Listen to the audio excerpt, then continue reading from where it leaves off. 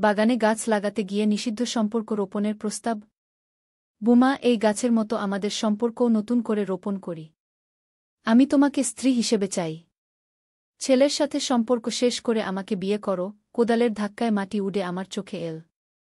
বসন্তে নতুন গাছ লাগানোর শখ শ্বশুরের, আমি সাহায্য করছিলাম। মাটি খুঁড়তে খুঁড়তে ঘাম হচ্ছিল দুজনেরই। সূর্যের আলো তার মুখ দেখাচ্ছিল অন্যরকম, যেন কোনো প্রেমিক পুরুষ।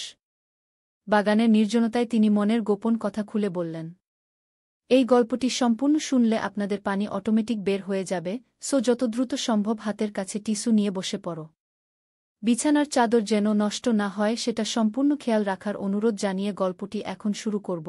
তার আগে সর্বশেষ অনুরোধ, দয়া করে এমন পানি বের করার গল্প নিয়মিত শুনতে আমাদের চ্যানেলটি সকলেই সাবস্ক্রাইব করুন। ধন্যবাদ। হ্যালো বন্ধুরা, আমার নাম অপর্ণা মজুমদার। আমার বয়স ৩২ বছর। আমার স্বামীর নাম সমীর মজুমদার, বয়স ৩৬ বছর। আমাদের ২ সন্তান, অভিক আর মালবিকা। অভিক ১৫ বছর বয়সী, কলেজে ভর্তি হতে যাচ্ছে। মালবিকা ৮ বছর বয়সী, স্কুলে যায়।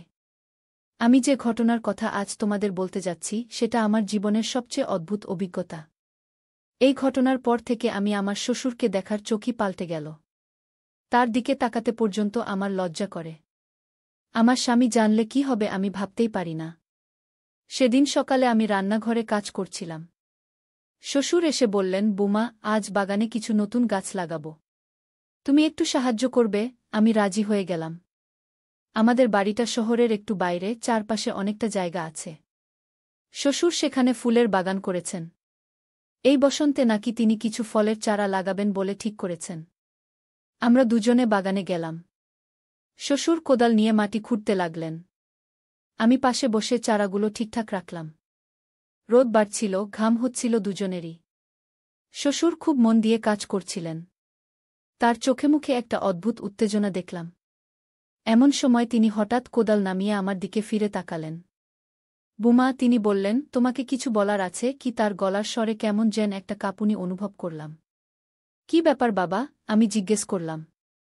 তিনি আমার চোখের দিকে সরাসরি তাকিয়ে বললেন, বুমা, এই গাছের মতো আমাদের সম্পর্কও নতুন করে রোপণ করি। আমি তোমাকে স্ত্রী হিসেবে চাই।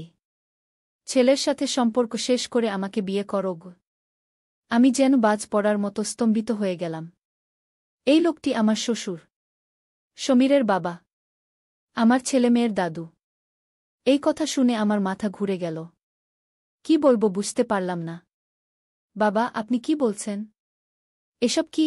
আমি কোনোরকমে বললাম। আমি সব ভেবে দেখেছি বুমা। সমীর তোমাকে খুশি রাখতে পারে না। আমি দেখেছি তুমি কেমন একা। আমার স্ত্রী চলে যাওয়ার পর আমিও একা। আমরা দুজন মিলে নতুন জীবন শুরু করতে পারি। আমি যেন পাথর হয়ে গেলাম। চারপাশের সব কিছু অন্ধকার মনে হল। শ্বশুর কি পাগল হয়ে গেলেন? নাকি এটা কোনো অদ্ভুত রসিকতা? কিন্তু তার চোখে মুখে কোনো হাসি নেই, বরং গভীর আবেগ ফুটে উঠেছে। আমি আপনার কথা বিশ্বাস করতে পারছি না, আমি বললাম। আপনি সমীরের বাবা। আপনার কাছে আমি কখনো এভাবে ভাবিনি। কিন্তু আমি তোমার কথা ভেবেছি বুমা। গত ১ বছর ধরে আমি শুধু তোমার কথাই ভেবেছি। তোমার হাসি, তোমার কথা বলার ধরন, তোমার রান্না করার সময়ের সেই মুখের ভাব, সব কিছু আমাকে পাগল করে দিয়েছে। আমি ওঠার চেষ্টা করলাম, কিন্তু পা যেন আটকে গেছে। তিনি হঠাৎ আমার হাত ধরে ফেললেন। বুমা, তুমি না বললে আমি করব কি? আমি তোমাকে ছাড়া বাঁচতে পারব না। বাবা, আপনি এসব কি বলছেন? ছেড়ে দিন আমার হাত, আমি বললাম। তুমি কি জানো না আমি কি অবস্থায় আছি? আমি রাতে ঘুমোতে পারি না, খাবার খেতে পারি না। শুধু তোমার কথা ভাবি। তুমি কেমন আছো, কি করছো, কিভাবে হাসছো, এসব ভেবে ভেবে আমি পাগল হয়ে যাচ্ছি। ভয়ে আমার বুক ধড়ফড় করছিল। এই লোকটি কি সত্যিই পাগল হয়ে গেছেন? আমি কেমন করে এই পরিস্থিতি থেকে বেরোব? সমীর অফিসে গেছে, বাড়িতে কেউ নেই। শুধু ছোট মেয়েটা স্কুলে যায়নি আজ, সে ঘরে ঘুমোচ্ছে। আমি যদি চিৎকার করি সে শুনতে পাবে। কিন্তু তাকে এই দৃশ্য দেখাবো কেমন করে? বাবা, আপনি শান্ত হন। আসুন ঘরে ফিরে যাই। আপনি এখন ঠিকমতো ভাবতে পারছেন না, আমি বললাম। না, আমি এখন খুব পরিষ্কার ভাবতে পারছি। আমি জীবনে এত পরিষ্কারভাবে কখনো ভাবিনি। আমি তোমাকে চাই, বুমা। আমি তোমাকে নিয়ে দূরে চলে যেতে চাই, যেখানে কেউ আমাদের চিনবে না গিয়ে। আমার হাত ছাড়ানোর চেষ্টা করতে করতে হঠাৎ মাথায় একটা বুদ্ধি এলো। আমি শান্তভাবে বললাম, আচ্ছা বাবা, আমাকে একটু সময় দিন। এটা আমার জন্য নতুন কথা। আমাকে ভাবতে হবে। তার চোখে আশার আলো ফুটে উঠল। সত্যি বলছো, বুমা? তুমি রাজি হবে? আমি ভাবব। কিন্তু প্রথমে আমাকে একটু সময় দিতে হবে। আর আপনি প্রমিস করুন যে এই কথা কাউকে বলবেন না। আমরা দুজনের মধ্যেই থাকব। নিশ্চয়ই, বুমা। আমি কাউকে কিছু বলবো না। তুমি যতদিন চাও ততদিন সময় নিও।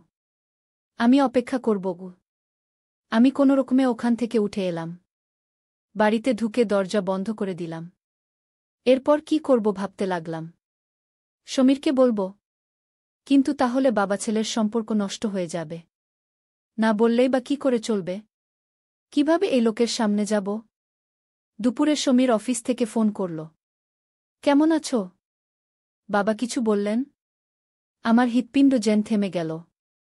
কি কি বলবেন তিনি? আরে বাবা তো তোমাকে একটা সারপ্রাইজ দেবেন বলছিলেন। তোমার জন্মদিনে গি। আমি কোনোরকমে বললাম, না, এখনো কিছু বলেননি গি। আচ্ছা, তাহলে হয়তো পরে বলবেন। তুমি অবাক হয়ে যাবে তিনি তোমার জন্য কি করছেন গি। ফোন রেখে আমি ভাবতে লাগলাম। শ্বশুর এই পাগলামির কথা সমীরকে আগে থেকেই বলেছেন? নাকি অন্য কিছু? আমার কিছুই বোধগম্য হচ্ছিল না। বিকেলে শ্বশুর ঘরে ঢুকলেন। আমি ভয়ে কাঁপতে লাগলাম। কিন্তু তিনি যেন সকালের ঘটনা ভুলেই গেছেন। স্বাভাবিকভাবে কথা বলতে লাগলেন। বুমা, চা দেবে? আমি চা দিতে গেলাম। তিনি চায়ের কাপ নিয়ে বললেন, সমীর বলছিল, তোমার জন্মদিনে আমরা সবাই মিলে দার্জিলিং যাব। তুমি কি বলো? আমি বিস্মিত হয়ে তার দিকে তাকালাম। তিনি কি সত্যিই সকালের ঘটনা ভুলে গেছেন? নাকি এটা কোনো চাল? দার্জিলিং? আমি জিজ্ঞেস করলাম। হ্যাঁ, তোমার জন্মদিনের সারপ্রাইজ। তুমি তো দার্জিলিং যেতে চেয়েছিলে গত বছর, কিন্তু যাওয়া হয়নি। এবার যাব সবাই মিলে গিয়ে। কিন্তু সকালে তো আপনি গিয়ে। সকালে? কি হয়েছিল সকালে? তিনি অবাক হয়ে জিজ্ঞেস করলেন। সেই বাগানে যখন ওহ, বাগানে? হ্যাঁ, আমরা আম গাছের চারা লাগালাম। খুব ভালো কাজ হলো, তাই না? কয়েক বছর পরে নিজেদের বাগান থেকেই আম খাবো আমরা। আমি হতভম্ব হয়ে তার দিকে তাকিয়ে রইলাম। এ কি হচ্ছে? তিনি সত্যিই কি সব ভুলে গেছেন? নাকি ভান করছেন? সন্ধ্যায় সমীর ঘরে ফিরল। আমরা সবাই একসাথে খেলাম। শ্বশুর স্বাভাবিকভাবেই কথা বলছিলেন। সমীরের সাথে, ছেলে মেয়েদের সাথে। যেন সকালে কিছুই হয়নি। রাতে শোবার সময় সমীর বলল, তুমি কেমন যেন অন্যমনস্ক লাগছে আজ। সব ঠিক আছে তো? আমি বললাম, হ্যাঁ, সব ঠিক আছে, কিন্তু আমার মনের মধ্যে তুমুল ঝড় বইছিল। কাকে বলবো এই কথা? কে বিশ্বাস করবে? সমীর বিশ্বাস করবে? নাকি ভাববে আমি মিথ্যা বলছি? পরদিন সকালে আমি সমীরকে অফিসে পাঠিয়ে ছেলেমেয়েদের স্কুলে পাঠানোর পর শ্বশুরের ঘরে গেলাম। তিনি পত্রিকা পড়ছিলেন। বাবা, আমার আপনার সাথে কথা আছে, আমি বললাম। বলো বৌমা, তিনি মুখ তুলে বললেন।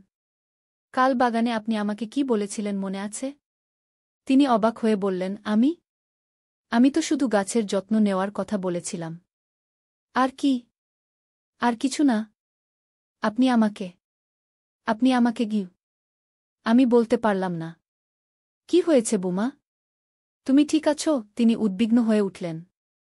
আমি আর কোনো কথা না বলে ঘর থেকে বেরিয়ে এলাম। এ কি হচ্ছে? আমি কি পাগল হয়ে যাচ্ছি? নাকি সত্যিই কাল সেরকম কিছু হয়নি? কিন্তু আমি তো সব মনে করতে পারছি। প্রতিটি কথা, প্রতিটি অভিব্যক্তি। দুপুরে আমি একা বাড়িতে ছিলাম। শ্বশুর বাইরে গেছেন। সমীর অফিসে। ছেলেমেয়েরা স্কুলে। আমি বাগানে গেলাম। সেখানে গতকাল আমরা যেখানে কাজ করছিলাম সেই জায়গায় গেলাম। মাটিতে খোঁড়াখুড়ির চিহ্ন আছে। আমগাছের চারাও লাগানো আছে। তাহলে আমি স্বপ্ন দেখিনি। আমি মাটি খুঁড়তে লাগলাম সেখানে। কিছু একটা খুঁজছিলাম, যদিও কি খুঁজছি আমি নিজেই জানতাম না। হঠাৎ আমার হাতে একটা কাগজের টুকরো এলো। এটা কি? আমি টেনে বের করলাম। একটা পুরনো খামের টুকরো। তাতে লেখা আছে কি সমীর মজুমদার। আরও খুঁড়তে লাগলাম। আরও কাগজ পেলাম। চিঠির টুকরো। পুরনো চিঠি। সবগুলোই ছেঁড়া।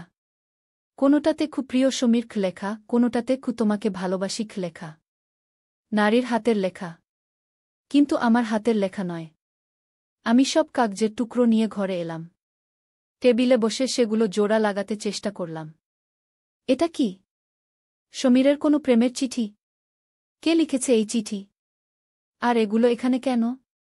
কাগজের টুকরো জোড়া লাগাতে লাগাতে আমি একটি সম্পূর্ণ চিঠি পেলাম। তাতে লেখা, প্রিয় সমীর, তোমাকে অনেক মিস করছি। গত সপ্তাহে যে সময়টা আমরা একসাথে কাটালাম তা আমার জীবনের সবচেয়ে সুন্দর সময়। তুমি কি সত্যিই তোমার স্ত্রীকে ছেড়ে আমার কাছে আসবে? আমি অপেক্ষা করছি। আমাদের সম্পর্ক আর গোপন রাখতে চাই না। তোমার চিরদিনের মালিনী। মালিনী? কে মালিনী? আমার হাত কাঁপতে লাগল। আরও কাগজ জোড়া লাগালাম। আরেকটি চিঠি। প্রিয় সমীর, আমি আর অপেক্ষা করতে পারছি না। তুমি যদি আমার কাছে না আসো, আমি তোমার স্ত্রীকে সব কিছু বলে দেব। আমাদের সম্পর্কের কথা, আমাদের প্ল্যানের কথা, সব কিছু। তোমার 1 সপ্তাহ সময়। এর মধ্যে সিদ্ধান্ত নাও। মালিনী। আমার চোখের সামনে অন্ধকার নেমে এলো। সমীর আমাকে ধোঁকা দিচ্ছে? তার অন্য কারো সাথে সম্পর্ক আছে? আমি এটা বিশ্বাস করতে পারছিলাম না। সমীর আমাকে এত ভালোবাসে। আমাদের সুখী সংসার। 2টি সুন্দর সন্তান। এসব কি হচ্ছে? আমি আরও কাগজ জোড়া লাগালাম। আরেকটি চিঠি পেলাম। প্রিয় সমীর, তোমার বাবা আমাকে ধমক দিলেন আজ। তিনি বললেন আমি যেন তোমার কাছে আর না আসি। তিনি আমাদের সম্পর্কের কথা জানেন। তিনি বললেন যদি আমি তোমার কাছে আসি তিনি পুলিশে খবর দেবেন। আমি ভয় পেয়ে গেছি। আমরা কি করব? মালিনী। শ্বশুর জানতেন এই ব্যাপারটা? তিনি জানতেন সমীরের অন্য কারো সাথে সম্পর্ক আছে? তাই তিনি সেই মেয়েকে ধমক দিয়েছেন? কিন্তু এখন তিনি আমাকে? না, এটা হতে পারে না। আরও চিঠি পেলাম। প্রিয় সমীর, তোমার বাবা আমাকে টাকা দিতে চাইলেন। তিনি বললেন আমি যেন দূরে চলে যাই। তিনি বললেন তোমার সংসার ভাঙতে চান না তিনি। আমি তার কথা শুনিনি। আমি শুধু তোমাকে চাই। কিন্তু তিনি আমাকে ভয় দেখালেন। আমি কি করব? আমি ভয় পেয়ে গেছি। মালিনী। আমার মাথা ঘুরতে লাগল। আমি আরও খুঁজতে লাগলাম। আরও চিঠি। প্রিয় সমীর, তোমার বাবা আমাকে আবার ধমক দিলেন। তিনি বললেন তিনি সব কিছু করতে পারেন আমাদের সম্পর্ক ভাঙার জন্য। তিনি এত রেগে গেছেন যে আমার ভয় করছে। তিনি কি পাগল? তিনি আমাকে শারীরিকভাবে আঘাত করতে পারেন বলে মনে হচ্ছে। আমি কি করব? মালিনী। আমি আরও খুঁজতে লাগলাম। এবার একটি ভিন্ন ধরনের কাগজ পেলাম। এটা চিঠি নয়, নিউজপেপারের কাটিং। তাতে লেখা, অদ্ভুত দুর্ঘটনায় যুবতীর মৃত্যু। মালিনী দাস 26 নামের এক যুবতী গতকাল রাতে তার বাসায় মৃত পাওয়া গেছে। প্রাথমিক তদন্তে মনে করা হচ্ছে তিনি আত্মহত্যা করেছেন। কিন্তু তার পরিবারের লোকজন দাবি করছেন এটি আত্মহত্যা নয়, হত্যা। পুলিশ বিষয়টি তদন্ত করছে। সংবাদটি পড়ে আমার সারা শরীর হিম হয়ে গেল। মালিনী মারা গেছে? সেই মালিনী যে সমীরের সাথে সম্পর্ক করছিল? সে কি সত্যিই আত্মহত্যা করেছে? নাকি? আমার মাথায় হঠাৎ একটা চিন্তা এলো। শ্বশুর? তিনি কি? না, এটা হতে পারে না। তিনি এমন মানুষ নন। কিন্তু তিনি তো মালিনীকে ধমক দিয়েছিলেন, ভয় দেখিয়েছিলেন। তিনি কি এতদূর যেতে পারেন? আমি সব কাগজ লুকিয়ে রাখলাম। এখন কি করব? সমীরকে বলব?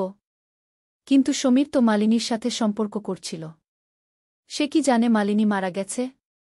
সে কি জানে তার বাবা মালিনীকে ধমক দিয়েছিলেন? আমি ঘরে ঘুরে বেড়াতে লাগলাম।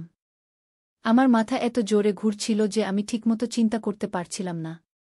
তারপর আমি একটা সিদ্ধান্ত নিলাম। আমাকে আরও তথ্য সংগ্রহ করতে হবে। আমি এই মালিনী নামের মেয়েটি সম্পর্কে আরও জানতে চাই। আমি তার মৃত্যুর নিউজ সম্পর্কে আরও জানতে চাই। বিকেলে আমি বাজারে যাওয়ার অজুহাতে বাইরে বেরলাম। আমি সোজা পাড়ার পুরনো সংবাদপত্রের দোকানে গেলাম। পুরনো নিউজ পেপার কেনার অজুহাত দিয়ে আমি মালিনীর মৃত্যুর নিউজ সম্পর্কে জানতে চাইলাম। দোকানদার কিছু পুরনো পেপার দিলেন। আমি সেগুলো নিয়ে একটি চায়ের দোকানে বসলাম। নিউজ পেপার পাতা উল্টাতে উল্টাতে আমি সেই নিউজটি পেলাম। অদ্ভুত দুর্ঘটনায় যুবতীর মৃত্যু। মালিনী দাস ২৬ নামের এক যুবতী গতকাল রাতে তার বাসায় মৃত পাওয়া গেছে। প্রাথমিক তদন্তে মনে করা হচ্ছে তিনি আত্মহত্যা করেছেন। কিন্তু তার পরিবারের লোকজন দাবি করছেন এটি আত্মহত্যা নয়, হত্যা। পুলিশ বিষয়টি তদন্ত করছে। মালিনী দাস একটি বেসরকারি কোম্পানিতে কাজ করতেন। তিনি একা থাকতেন একটি ভাড়া বাসায়। প্রতিবেশীরা জানান তিনি খুব শান্ত ও মিশুকে স্বভাবের ছিলেন। কিন্তু গত কয়েক সপ্তাহে তিনি খুব চিন্তিত দেখাচ্ছিলেন। তার বাবা অলোক দাস জানান মালিনী কোনো সমস্যার কথা বলেননি তাদের। তার মতে মালিনী কখনোই আত্মহত্যা করতে পারেন না। তিনি সন্দেহ করেন কেউ তাকে হত্যা করেছে। পুলিশ বলছে মালিনীর বাসা থেকে কোনো সুইসাইড নোট পাওয়া যায়নি। তার মৃত্যুর কারণ গলায় ফাঁস দিয়ে ঝুলে থাকা। তবে মেডিকেল রিপোর্ট আসার পর মৃত্যুর আসল কারণ জানা যাবে বলে পুলিশ জানিয়েছে। আমি আরও খুঁজলাম। পরদিনের পেপারে আরেকটি নিউজ পেলাম। মালিনী দাস হত্যাকাণ্ডে নতুন মোড়। গতকাল আত্মহত্যা বলে ধারণা করা মালিনী দাসের মৃত্যু এখন হত্যাকাণ্ড বলে মনে করছে পুলিশ। মেডিকেল রিপোর্টে দেখা গেছে তার মৃত্যুর আগে তাকে মারধর করা হয়েছিল। তার গলায় আঙুলের ছাপও পাওয়া গেছে। পুলিশ জানিয়েছে মালিনীর ডায়েরি থেকে জানা গেছে তিনি একজন বিবাহিত পুরুষের সাথে সম্পর্কে জড়িয়ে পড়েছিলেন। সেই পুরুষের নাম উল্লেখ করা হয়নি ডায়েরিতে। কিন্তু তিনি লিখেছেন সেই ব্যক্তির বাবা তাদের সম্পর্কের বিরোধিতা করছিলেন। তিনি মালিনীকে ভয় দেখিয়েছিলেন। পুলিশ এখন সেই অজ্ঞাত পুরুষ ও তার বাবাকে খুঁজছে। মালিনীর ফোন রেকর্ড থেকে তারা কিছু তথ্য পেয়েছে বলে জানা গেছে। আমার হাত কাঁপতে লাগল। এটা কি সেই সমীর ও তার বাবার কথা? পুলিশ কি সমীরকে খুঁজছে? আমি আরও খুঁজলাম। পরের দিনের পেপারে আরেকটি নিউজ। মালিনী হত্যাকাণ্ডে গ্রেপ্তার ২। মালিনী দাস হত্যাকাণ্ডে দুজনকে গ্রেপ্তার করেছে পুলিশ। গ্রেপ্তার হওয়াদের নাম প্রকাশ করা হয়নি। তবে সূত্র জানিয়েছে তারা একজন মধ্যবয়সী পুরুষ ও তার ছেলে। পুলিশ জানিয়েছে তারা প্রথমে মালিনীকে মারধর করেন, তারপর তাকে ঝুলিয়ে দেন যাতে মনে হয় সে আত্মহত্যা করেছে। কিন্তু ফরেনসিক রিপোর্ট থেকে প্রমাণিত হয়েছে এটি হত্যাকাণ্ড। মালিনীর ফোন থেকে তারা একটি নম্বর পেয়েছিল যা একজন ব্যবসায়ীর। তার বাড়ি খানাতল্লাশি করে তারা মালিনীর লেখা কিছু চিঠি পেয়েছে। সেই চিঠি থেকে প্রমাণিত হয়েছে মালিনীর সাথে সেই ব্যক্তির অবৈধ সম্পর্ক ছিল এবং সেই ব্যক্তির বাবা এই সম্পর্কের বিরোধী ছিলেন। আমার চোখের সামনে অন্ধকার নেমে এলো। এটা কি সমীর ও তার বাবার কথা? তারা কি মালিনীকে হত্যা করেছেন? আমি এটা বিশ্বাস করতে পারছিলাম না। আমি আরও খুঁজলাম। পরের দিনের পেপারের সর্বশেষ নিউজ। মালিনী হত্যাকাণ্ডে নতুন মোড়। মালিনী হত্যাকাণ্ডে গ্রেপ্তার দুজনকে ছেড়ে দিয়েছে পুলিশ। নতুন তথ্য প্রমাণ করেছে তারা নিরপরাধ। একটি সিসিটিভি ফুটেজ থেকে প্রমাণিত হয়েছে মালিনীর মৃত্যুর দিন তারা শহরের বাইরে ছিলেন। পুলিশ এখন নতুন করে তদন্ত শুরু করেছে। মালিনীর ফোন থেকে আরেকটি নম্বর পাওয়া গেছে যা আরেক ব্যক্তির। সেই ব্যক্তিকে খুঁজছে পুলিশ। আমি তাড়াতাড়ি আরও খুঁজলাম। কিন্তু আর কোনো নিউজ পাইনি। এরপর কি হয়েছিল? কে খুন করেছিল মালিনীকে? আমার মাথা আরও বেশি ঘুরতে লাগল। আমি বাড়ি ফিরলাম। সমীর ও তার বাবা দুজনেই বাড়িতে ছিলেন। তারা দুজনেই স্বাভাবিকভাবে কথা বলছিলেন, যেন কিছুই হয়নি। আমি তাদের দিকে তাকিয়ে ভাবলাম এরা কি সত্যিই একজন মেয়েকে খুন করতে পারে? না, এটা হতে পারে না। নিশ্চয়ই অন্য কোনো সমীর ও তার বাবার কথা। সমীর এমন কিছু করতে পারে না। রাতে ঘুমোতে যাওয়ার সময় সমীর আমাকে জিজ্ঞেস করল, তুমি আজকাল খুব চিন্তিত দেখাচ্ছ। কি হয়েছে? আমি বললাম, কিছু না। আমি ঠিক আছি। যদি কোনো সমস্যা হয় আমাকে বলবে। আমরা একসাথে সমাধান করব, সে বলল। আমি মনে মনে ভাবলাম কি বলবো তোমাকে?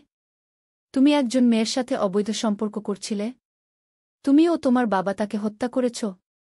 নাকি এটা কোনো ভুল বোঝাবুঝি? নাকি আমি সত্যিই পাগল হয়ে যাচ্ছি? পরদিন সকালে আমি শ্বশুরের ঘরে গেলাম। তিনি একা বসে কিছু পেপারওয়ার্ক করছিলেন। বাবা, আপনার সাথে কিছু কথা আছে, আমি বললাম। বলো বৌমা, তিনি মুখ তুলে বললেন।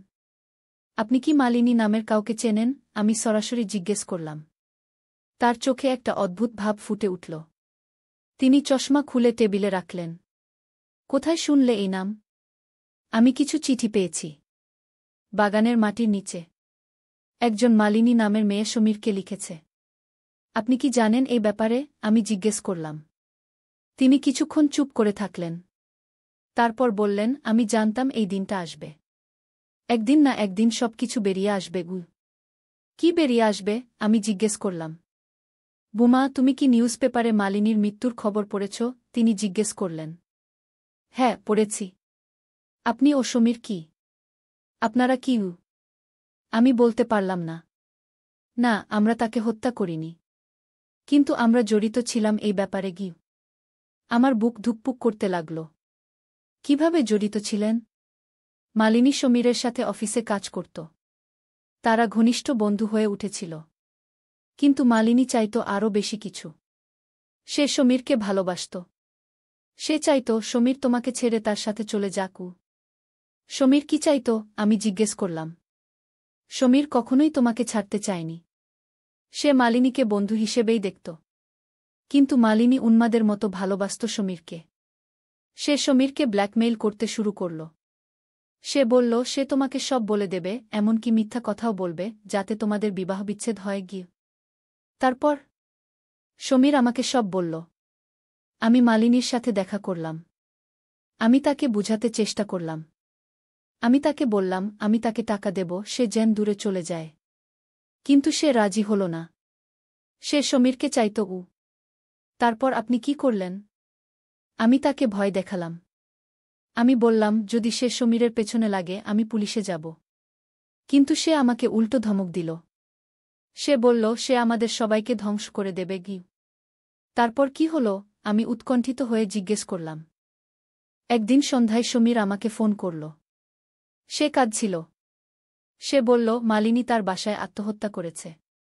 সে সমীরকে ফোন করে বলেছিল সে আত্মহত্যা করবে যদি সমীর তার কাছে না যায়। সমীর তার বাসায় গিয়ে দেখে সে ফাঁস দিয়ে ঝুলছে। সমীর পুলিশে খবর দিয়েছিল? আমি জিজ্ঞেস করলাম। না। সে ভয় পেয়ে গিয়েছিল। সে ভেবেছিল পুলিশ ভাববে সে মালিনীকে হত্যা করেছে।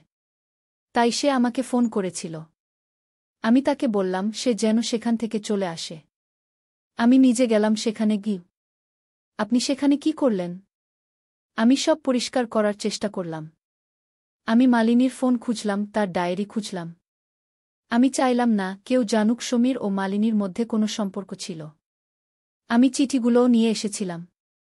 আমি সেগুলো বাগানে পুঁতে রেখেছিলাম। কারণ যদি পুলিশ আমাদের বাড়ি সার্চ করে তারা এগুলো পাবে না। কিন্তু পুলিশ তো জানতে পেরেছিল। হ্যাঁ। সে রাতে যখন আমি মালিনীর বাসা থেকে বেরিয়ে আসছিলাম, আমি জানতাম না যে প্রতিবেশীরা আমাকে দেখেছে।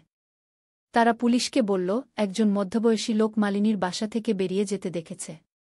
তাই পুলিশ আমাদের গ্রেপ্তার করেছিল। কিন্তু পরে তারা আমাদের ছেড়ে দিয়েছিল। কারণ একটা সিসিটিভি ফুটেজে দেখা গেছে মালিনীর মৃত্যুর আগে আমরা সেখানে যাইনি। তাহলে কে মালিনীকে হত্যা করেছে? আমি অবাক হয়ে জিজ্ঞেস করলাম। কেউ হত্যা করেনি বুমা। সে সত্যিই আত্মহত্যা করেছিল। কিন্তু পুলিশ ভেবেছিল এটা হত্যাকাণ্ড। কারণ তার গলায় আঙুলের ছাপ পাওয়া গিয়েছিল। তাহলে সেই আঙুলের ছাপ সমীরের। সে মালিনীকে বাঁচানোর চেষ্টা করেছিল, কিন্তু সে মারা গিয়েছিল।